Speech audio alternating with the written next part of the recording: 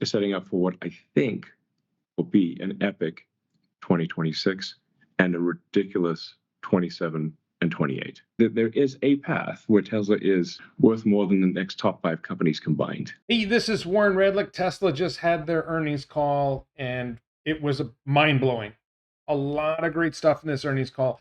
Very, very bullish, not just about the long-term future, but now some indications the short-term future is looking very bright, with Robotaxi network starting to operate in Austin, Texas in June of this year. It's a lot to dive into, but let's listen to Elon a little bit. In Q4, we set a record and delivered vehicles at an annualized rate of nearly 2 million a year. Model Y was the best-selling vehicle of any kind for 2024. That's worth noting. Not just the best electric vehicle, the best vehicle of any kind on Earth. Number one was Model Y. We're staying focused on maximizing volumes and obviously doubling down, or really, I was going to say doubling down on autonomy, but really it's like autonomy is like 10xing things, frankly. Doubling is not even enough. We made many critical investments in 2024 in manufacturing, AI, and robotics that will bear immense fruit in the future.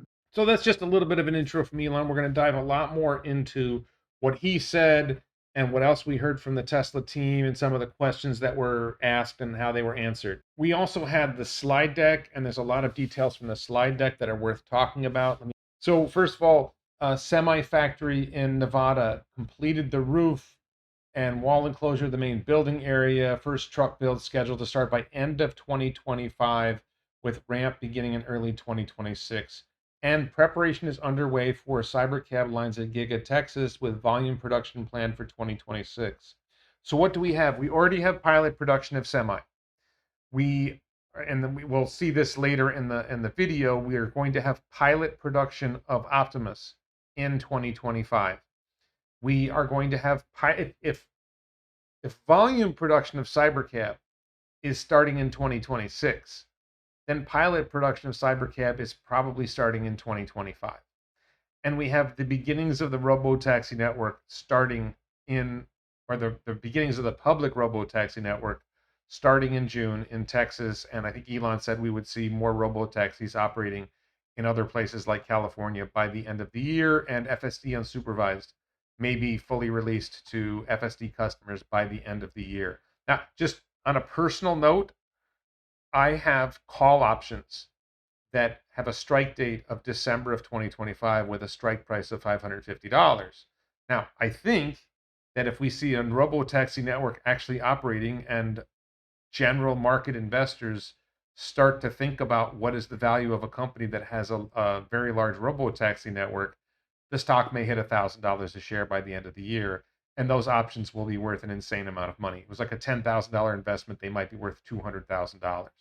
So I'm holding those options. I have a bunch of other options for January 2027 in my Roth IRA, but this is in a regular brokerage account. And I just want to say, I have a very strong personal interest in general in Tesla going up, but in that particular case, it would be like a 20x on my investment if it comes true. And I did lose out on another option, but generally my options are doing well. So in Q4, record deliveries in China. Model Y became the best-selling vehicle for the full year in China. Model Y was the best-selling vehicle in the world, fastest-growing brand in South Korea, sales in Philippines, lots of good stuff happening with Model Y. Best-selling vehicle of any type in Denmark, Norway, Sweden, Switzerland, and the Netherlands. Model Y had been the second best-selling vehicle of any type in Europe. Tesla is the most sold brand in Norway for the fourth year in a row, with Model Y and Model 3 the best and second best-selling cars of any type in 2024. Now, one of the things you're hearing from critics is, oh, Elon is toxic, he's damaging Tesla's brand. Do these numbers look like Tesla's brand is damaged? Does anybody actually think that Tesla's brand is damaged? I'm not seeing it. One of my favorite charts in Tesla's slide decks is the annual vehicle capacity. I don't see a big difference here. I will note that Roadster's in development and Cybercab's in development, but we know that they plan to start manufacturing Cybertruck in volume in 2026. It is likely we're going to see Cybercab in pilot production in 2025. So we don't know when Roadster is coming. They haven't taken it off the chart yet, so they still plan on making Roadster. And then there's this question about affordable models. We'll talk about more of that soon. There's nothing on here about additional models coming, even though we've been told they're coming in the first half of the year. This is where we see progress on Optimus hardware and software continued in Q4, including the latest generation hand, robust locomotion, training, and additional tasks ahead of planned pilot production in 2025. I think Elon said they're aiming for 10,000 units of Optimus by the end of 2025, and they might fall short of it. They might only have several thousand Optimus by the end of 2025. This is very exciting. As I heard Elon in the call, they will not sell any of these Optimus to customers in this round. That this is for Tesla's internal use and for development of Optimus, and they are figuring out how to re-engineer Optimus for a next generation Optimus that would be more effective, lower cost to manufacture, capable of doing more. This is a learning process, and this first version, or the first somewhat scaled production version, would be a great learning experience for doing better on the next one. And then we processed our first spodumene lithium containing concentrate. The lithium refinery in Corpus Christi, Texas is now starting to run. It's not fully going, but it's starting to run. And this is something that will help secure Tesla's supply of battery materials, help secure Tesla's lower cost of goods, of batteries. They did tell us during the call that they are battery supply constrained. So getting more lithium in a way that they know is reliable is really helpful. And the in-house 4680 cell has hit a production rate exceeding 2,500 Cybertrucks a week. That would be about 125,000 Cybertrucks a year. And that is the target production rate for Cybertruck. So they have enough batteries for Cybertruck fully ramped.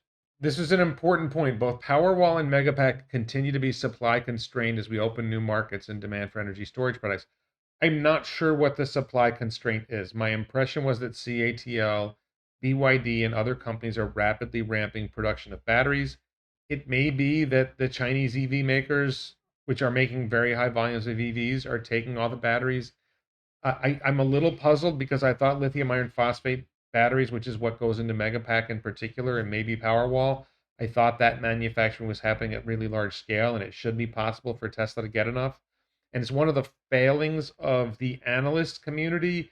Several analysts had the opportunity to ask questions. They were aware, I think multiple times it was said during the call, that they were supply constrained with batteries, and none of the analysts asked, can you tell us more about the supply constraint? What's the story with the supply constraint? What is Tesla doing about the supply constraint? Some details about the V4 superchargers, supporting a greater vehicle architectures, charging up to 500 kilowatts for passenger vehicles, 1.2 megawatts for Tesla Semi, cutting edge electronics, battery heating at superchargers that gets LFP battery packs on the road 4 times faster. I've seen some criticism recently, which I think is mind-bogglingly stupid, from people saying, well, Tesla really has an increased charging rate. They're not doing any innovation in batteries. They're not doing any innovation in charging. Of course they are. There's tons of innovation in charging. You got wireless charging too. There's a tremendous short-sightedness in not understanding that battery chemistry essentially limits the charge rate to 3C. Or if you have an 82 kilowatt hour pack in a Model 3 or a Model Y, from a chemistry perspective, it's very hard to go over 250 kilowatts with that battery. A Cybertruck 123 kilowatt hour pack, you can go to 360 maybe. So they are making progress on getting faster charging for Cybertruck. And they may be able to push beyond 3C, but there are challenges with charging faster than a 3C charge rate. So it is good to see they are making progress. A lot of good things here. 1.2 megawatt maximum charge rate for Tesla Semi. I was actually hoping for more, but Tesla Semi is a complicated beast, and I think we may see, additional charge improvements in Semi in the future. Now, this was an interesting detail. They said we expect energy storage deployment to grow at least 50% year over year in 2025. Now, they've grown much faster from 2024 to 2025. I believe that the Lathrop factory is essentially fully ramped, and the Shanghai mega factory is just starting. So if the Shanghai mega factory in 12 months reaches the same production level as Lathrop, they will both be at you'll get to 100% improvement, but halfway through the year, or for the average for the year, Shanghai will have only produced half of what Lathrop is producing. So you don't really get 100% year over year improvement. And Elon did mention there's a third mega factory. Again, a massive failing of the analysts. that didn't ask what's the deal with the third mega factory, where is it? And nobody asked why is the Shanghai mega factory 2 or 3 times the size of the Lathrop mega factory. I can't believe no one asked that. Plans for new vehicles, including more affordable models, plural, remain on track for start of production in the first half of 2025. I was a little nervous when I started reading the slide deck, and I thought there was a mention of there'll be new models this year, but they are still planning first half of 2025, which means by the end of June, we should be seeing some new models. And those new models will incorporate some of the technology, like 48 volt is very likely coming. Four-wheel steering, we think, is likely to be coming in some new vehicles. Probably not the most affordable vehicles, but we'll see. So we're seeing a lot of a big deal, a lot of changes coming. And so by the end of the second quarter, we should see dramatic changes for Tesla. So I don't like to talk about short-term stock prices, but we should be seeing a lot of good news. And they also said they're enabling more than 60% growth over 2024 production. Well, that means they're targeting nearly 3 million cars this year. They didn't say they're going to do 3 million cars. Nobody asked them to guide on the number of cars, but 50% growth from roughly 1.8 million cars would be 2.7 million cars. Now, 1.8 million, 50% of that is 900,000. You add 900,000, you get 2.7 million. But now you're actually talking about 60%, so there's another 10%. So that's another, I think that's another 180,000. So that gets you close to 2.9 million. And over 60% growth, more than 60% growth. So you're really talking about getting potentially to 3 million cars in 2025. Now, I don't personally think that's the big deal. The big deal is getting Robotaxi operating. The big deal is getting Optimus going. But it is going to be nice to see Tesla deliver more cars and see more interesting, more new models and see what comes with that. Cybercab, again, aiming for volume production starting in 2026. To me, that means we're going to see pilot production in 2025. It appears they're planning to make Cybercab in some volume in Texas and in high volume in 2026, and then we'll see where else they make it. My gut hunch is that Shanghai mega factory is big enough. They're probably making room for Cybercab production in Shanghai. This is a screen on Cybertruck, and I just wanted to show you the bottom items. Only the first two items are not Cybertruck, are not future vehicles. There's this Cybertruck is mentioned here. These are a whole bunch of technology improvements that are done in Cybertruck, and these are the improvements that are going to appear in future vehicles, and the first two are not. So let me make this. So first of all, stainless steel exoskeleton, not going to be repeated in other cars, but there's a lot of advantages to stainless steel exoskeleton. Air bending manufacturing process. Again, this is a Cybertruck only thing. There are no plans from Tesla to make future models out of stainless steel. Our dream of a Cybertruck SUV, Cyber SUV, appears not likely to happen unless they're sandbagging us on that. And then they got all these things, giga castings we know about, integrated audio with the body structure. They designed the structure of the body to make the subwoofers sound better. Pretty cool. 48 volt electrical architecture. We know that Tesla's going to go to 48 volt across the line. 800 volt battery system in Cybertruck. That will be in some future models. My guess is it's going to be in the future X. And if there's an S, it'll be in the future S. It will be in the Robo van. I'm not sure if they're doing 800 volt for Cybercab. I think they aren't. I think Cybercab doesn't need it. Ether loop communication architecture. You know, a lot of these things reduce the wiring cost, reduce the wiring weight, reduce the wiring complexity. Bidirectional charging is in Cybertruck. They say it's going to be in other models. So what other models are going to have bidirectional charging and why? I don't know. Will Cybercab have bidirectional charging? I think it will. Custom laminated glass. They've improved glass. They've improved the air suspension. They've got steer-by-wire. Steer-by-wire will be on other models. My guess is a future Model X will have steer-by-wire. Well, I think all future cars will have steer-by-wire at some point.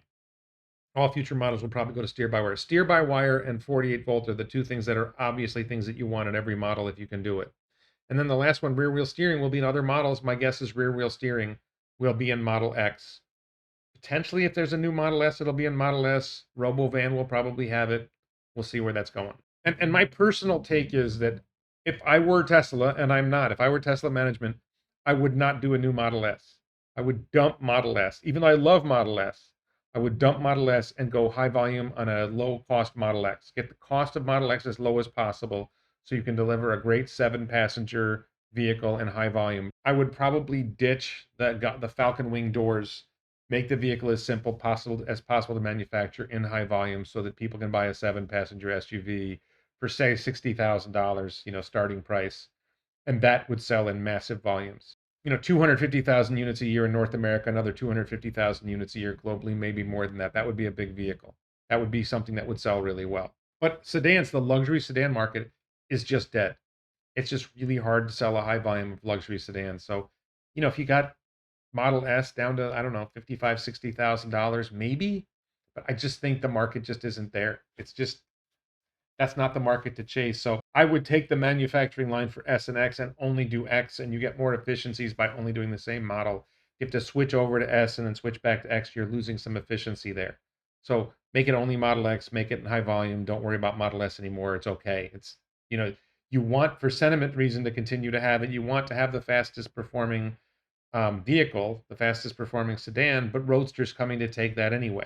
So let's go to Elon. We're staying focused on maximizing volumes and obviously doubling down, or really, I was going to say doubling down on autonomy, but really it's like autonomy is like 10xing things, frankly. Doubling is not even enough. Like it's, in fact, to such a scale that it is difficult to comprehend. Now, there was an important point there. They're not doubling down on AI. They're 10xing their investment in AI. AI is the thing that will make Tesla the greatest company in the world. Number one, by making Robotaxi work, and number two, as he talks about later, making Optimus work. And the amount of AI compute they need to make Optimus work, it's a much more complex beast. It just requires a lot of AI compute. So that's coming. I see a path. I'm not saying it's an easy path, but I see a path to Tesla being the most valuable company in the world by far. Not even close. Like maybe several times more than. There is a path where Tesla is worth more than the next top 5 companies combined. I'm not saying Elon was optimistic on this call, but that's probably, people are saying that's the most bullish they've ever heard Elon on an earnings call.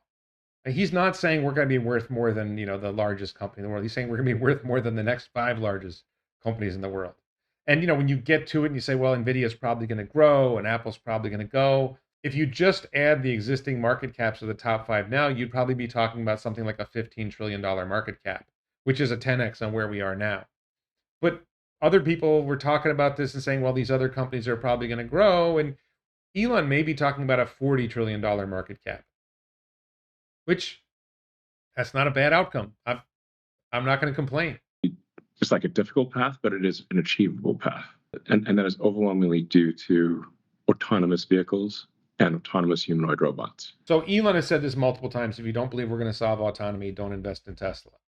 The future that Tesla is driving towards is robotaxis and Optimus robots. That is the future where the money is. I want to stress this point because I'm here in Thailand and I see inexpensive Chinese EVs all the time. And not just inexpensive, but innovative and interesting Chinese EVs all the time. If Tesla's game plan going forward was to manufacture cars and compete with the Chinese, they make better cars. Tesla makes better EVs. Tesla can charge a higher price, but they have higher cost. In the long run, it's a very, very hard game to win because you just can't get the margins because the Chinese are they're really good. It's actually, I feel bad for American consumers that they don't have access to the BYD Dolphin and the BYD Atto 3 and some of the other cool Chinese EVs I'm seeing here in Thailand. That, you should be able to buy a sub $20,000 electric vehicle and save money on gas and be in a relatively safe car. And like the Atto 3 under $25,000, nice little SUV. Not as big as a Model Y, but nice little city car. You wouldn't want to take it on road trips, but if you need a city car, that's about as good a city car as you're going to get. And the price is low. It's under like 23 grand, I think, for an Atto 3. Very efficient. Teslas are better, but Teslas cost a lot more. And the Chinese are getting better and better at manufacturing at scale. So if you want to be successful as a company, the long-term future is not compete in a blood sport competition with really good Chinese companies making cars at low margin, will in the end be low margin. The future is in software margins that you get from solving AI, solving real world AI, and no one is close to them on that. We laid the groundwork for that in 2024. We'll continue to lay the groundwork for that in 2025. In fact, more than lay the groundwork, actually, so we'll be building the structure. We're building the manufacturing lines, setting up for what I think will be an epic 2026 and a ridiculous 27 and 28. Again, Elon being super bullish, an epic 2026. So 2025, we are still building towards fantastic growth for the future. We may go from 1.8 million vehicles to 3 million vehicles this year. Maybe that's over optimistic, but should be substantial growth in vehicle production. We're going to see substantial growth in Megapack and Powerwall, 50% increase, which is not spectacular, but not bad. And you consider the previous year had much faster growth. But the real growth is going to be deploying that Robotaxi network, starting that out, seeing that start to grow. And then by the end of 2026, Robotaxis are everywhere in the United States and Canada and starting to appear in other countries. And the value of Robotaxi, I've discussed many times, it's just insane valuation that comes from Robotaxi. And then Optimus, seeing the first generation of Optimus robots being manufactured small scale, less than 10,000 units probably this year.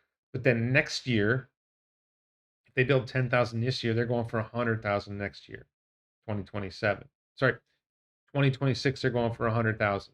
2027, they're going for 1 million. 2028, you might be going for 10 million Optimus a year.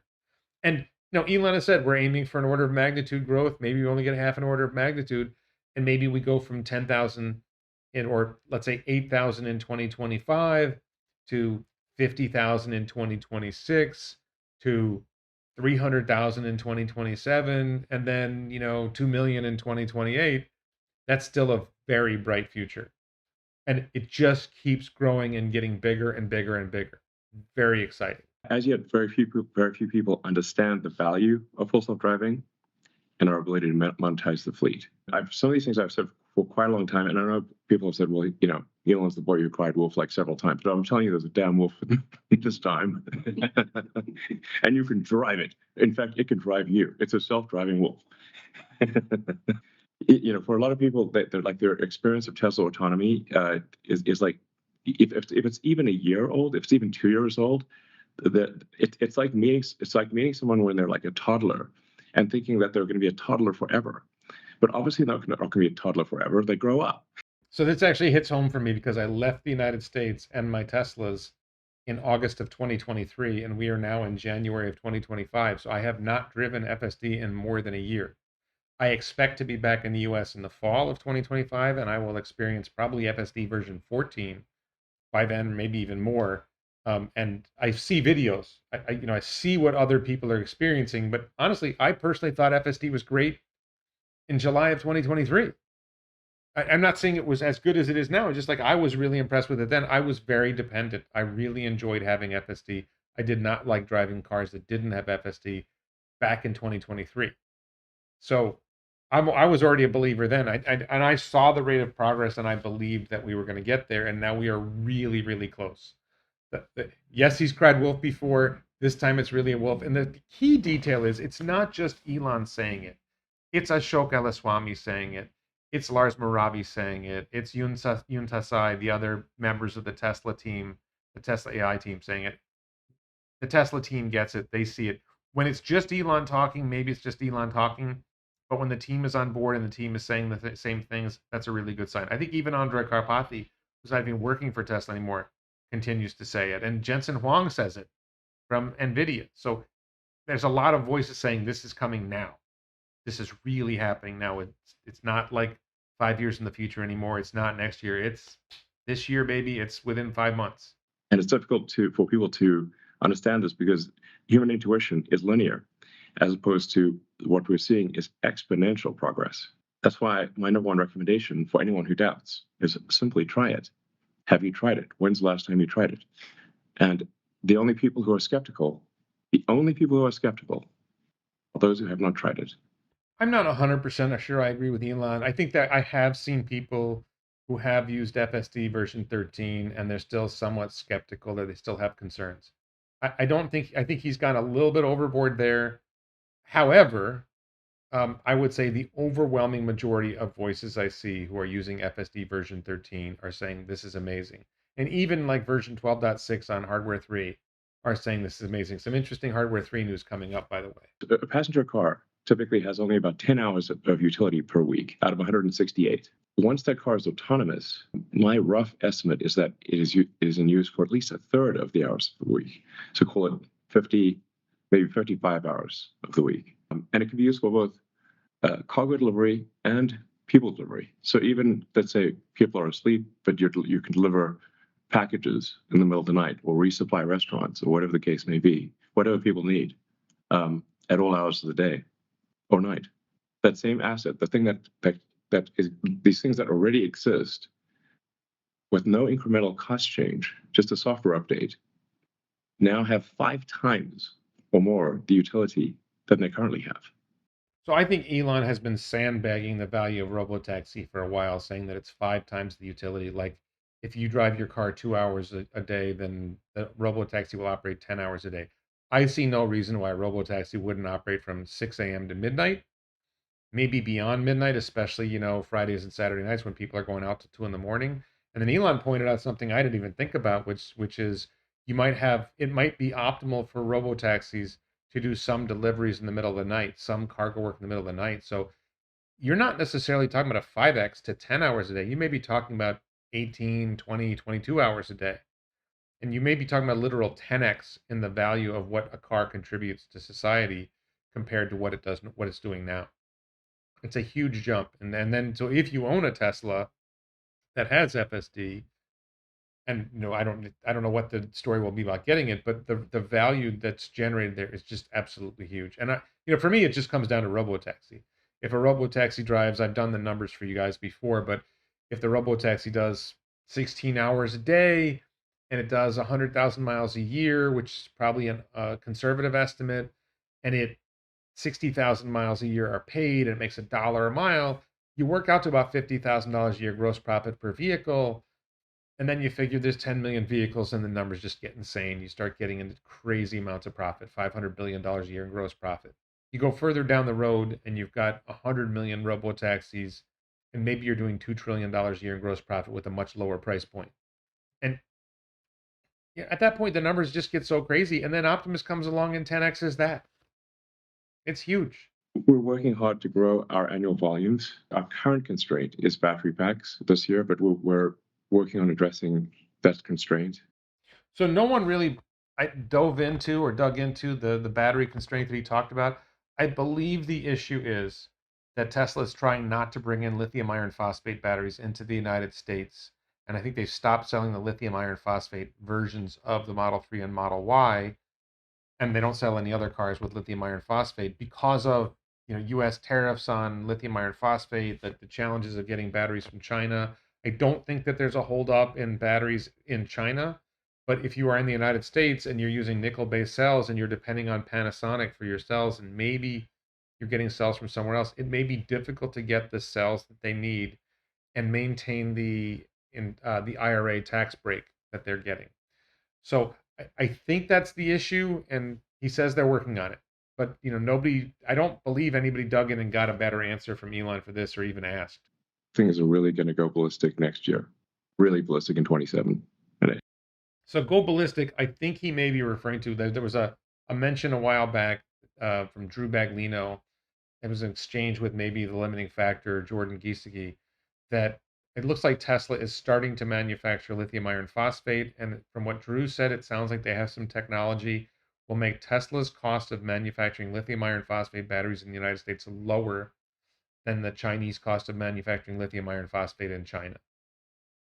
So if they are able to get lithium iron phosphate batteries at very, very low cost and manufacture it at scale, that's going to be a huge game changer for Tesla in terms of being able to produce the volume of vehicles they want to produce with the cost structure they want to have. A bit more on full self-driving. Our Q4 vehicle safety report shows continued year-over-year improvement in safety for vehicles. So the safety numbers, if somebody has supervised full self-driving turned on or not, the safety differences are gigantic. And people have seen the immense improvement with version 13 and with incremental versions in version 13. And then version 14 is going to be yet another step beyond that is very significant. So that was a critical moment. That's the first we've heard about version 14. There was a question about it in the analyst calls. I don't think we really got a great answer. I think the best answer we got is that version 13 is going to be a larger model size. It's not some new feature set. It's just making the model bigger. Making it's like an AI thing. We need more compute. We need more data. We need larger model size. But version 14 is coming. So we're on version 13 now. We're going to see version 13 go a ways longer, and then at some point, my guess is in 2 to 3 months, and that's just a guess, we're going to see version 14 come out, and that's going to be even more amazing than version 13 is. And in fact, when they talk about an unsupervised robotaxi network operating in June, they're probably talking about version 14 in hardware 4, AI 4 cars. That's my guess. And we'll hear more about hardware 3 soon.